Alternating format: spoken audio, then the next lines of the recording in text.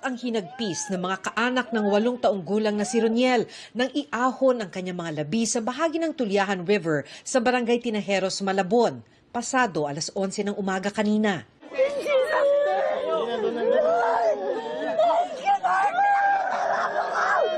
Labis ang pag-aalala ng kanyang pamilya matapos siyang mahulog sa ilog mag-aalas 5 ng hapon kahapon. Higit 3 oras sinuyod ng rescuers ang ilog. Pansamantala rin itong itinigil bandang alas 9:30 kagabi na sa maitim na tubig.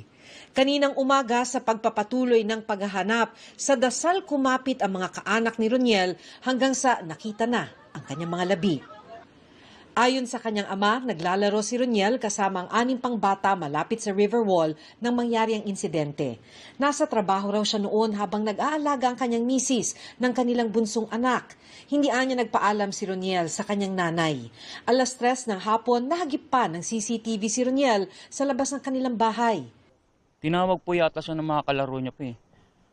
Tapos, bilang sabi sa akin, basta nag-chat sa akin yung asawa ko na nahuhulog daw yung anak. Nakausap pa umano ng tiyahin ng biktima ang isa sa mga kalaro. Humingi pa raw ito ng tulong bago ito tuluyang nalunod. Umupo pa daw po dyan. May hawak na stick, tapos winawagayway. Winawasik niya. Tapos nung pagtayo, yun na po yung nalaglag kusa. Dumungaw naman daw po. Pero yun pagkadungaw po, tumalisod po dyan sa may parang gutter.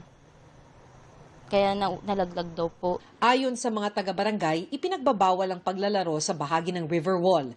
May harang itong bakod na kawayan at net, pero nakakalusot pa rin daw ang ilang bata. May bantay po kami doon para mangalaga doon sa mga halaman doon.